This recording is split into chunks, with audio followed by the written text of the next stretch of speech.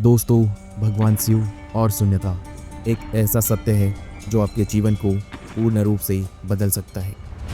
क्या आपने कभी सोचा है कि यह पूरा ब्रह्मांड आखिर बना कैसे? क्या आप जानते हैं कि हर चीज जो हमें दिखाई देती है वो एक शून्य से उत्पन्न हुई है?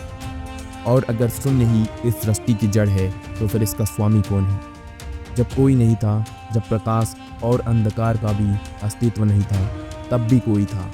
वो जो शून्य में भी पूर्ण था, वो जो संहार में भी सृजन था, वो है भगवान शिव। दोस्तों, आज हम उसी गूढ़ रहस्य को समझने की कोशिश करेंगे। शून्यता, शिव और हमारे अस्तित्व के उस छिपे सत्य को जिसे जानने के बाद जीवन का हर सवाल अपने आप मिटने लगता है। तो चलिए दोस्तों, इस वीडियो को शुरू करते हैं। क्या आपने कभी सोचा है कि जो नहीं है वही सब कुछ कैसे बन सकता है? क्या आपने कभी अनुभव किया है उस शून्य को जो सृष्टि की उत्पत्ति और विलय का आधार है? दोस्तों, मैं बात कर रहा हूँ भगवान शिव की। लेकिन यह सिर्फ एक देवता की कथा नहीं, बल्कि ब्रह्मांड के मूल रहस्य की खोज है। वह रहस्य जो हमें जन्म और मृत्यु के परे ले जाता है।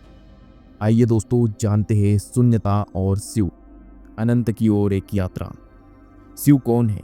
यह प्रश्न जितना सरल लगता है उतना ही क्रूर भी है। शिव का अर्थ है जो नहीं है, और जो नहीं है वही सब कुछ है।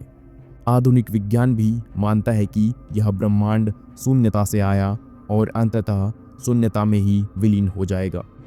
जब हम शिव की बात करते हैं तो हम केवल एक देवता की नहीं, बल्कि एक अवस्था की बात कर रहे हैं।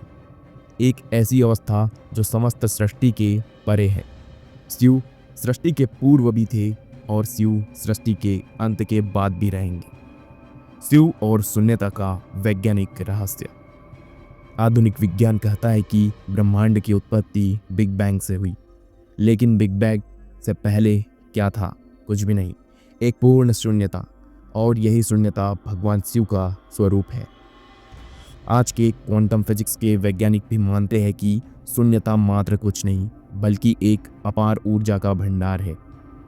भारतीय ऋषियों ने हजारों साल पहले परम शिव कहा गया था, एक ऐसा अस्तित्व जो हर चीज से परे है। शिव का निवास स्थान कहा जाता है कैलाश पर्वत को, लेकिन यह केवल एक पहाड़ी नहीं, बल्कि ऊर्जा का केंद्र है। वैज्ञानिकों ने पाया है कि कैलाश पर्वत के चारों ओर एक रहस्यमय ऊर्जा का क्षेत्र है, जो इसे पृथ्वी का आध्यात्मिक ध्रुव बनाता है। ध्यान और शिव का संबंध। क्या आपने कभी ध्यान किया है? जब आप गहरी साधना में जाते हैं तो आपके विचार शून्य होने लगते हैं और आप शून्य में विलीन हो जाते हैं। और जब विचार समाप्त हो जाते हैं तब ही शिव से साक्षात्कार होता है। शिव को आदि योगी भी कहा जाता है, अर्थात पहले योगी। उन्होंने ही सबसे पहले मानव जाति को ध्यान और योग की शिक्षा दी थी। योग का मूल उद्देश्य भी यही है, शून्यता को प्राप्त करना और अपने अस्तित्व को विलीन कर देना। शिव का तांडव, सृजन और संहार। जब ब्रह्मांड में असंतुलन बढ़ता है तब शिव तांडव करते हैं। यह केवल नृत्य नहीं, बल्कि सृजन और संहार की प्रक्रिया है।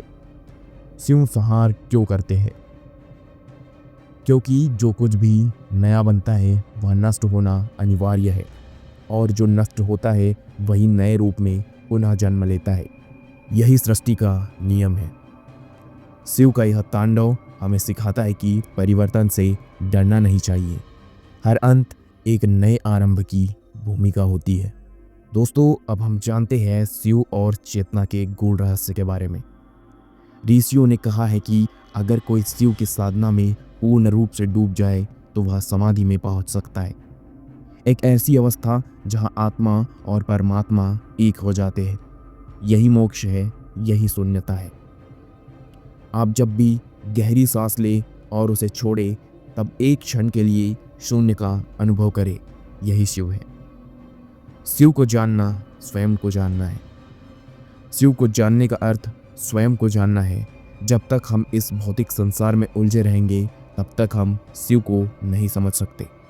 लेकिन यदि हम शून्य में उतर जाएं तो शिव हमारे भीतर प्रकट हो सकते हैं। अब प्रश्न यह है कि क्या आप इस शून्यता को अनुभव करने के लिए तैयार हैं? दोस्तों, यह था आज का एक छोटा सा वीडियो। अगर आपको यह वीडियो पसंद आया हो तो वीडियो को लाइक करें, चैनल को सब्सक्राइब करना ना भूलें। और अगर आपको यह वीडियो अच्छा लगा हो तो मुझे कमेंट करके ज़रूर बताएं। कमेंट में हर हर महादेव लिखना ना भूलें। मिलते हैं हम इसी के तरह अगले वीडियो में। तब तक के लिए धन्यवाद।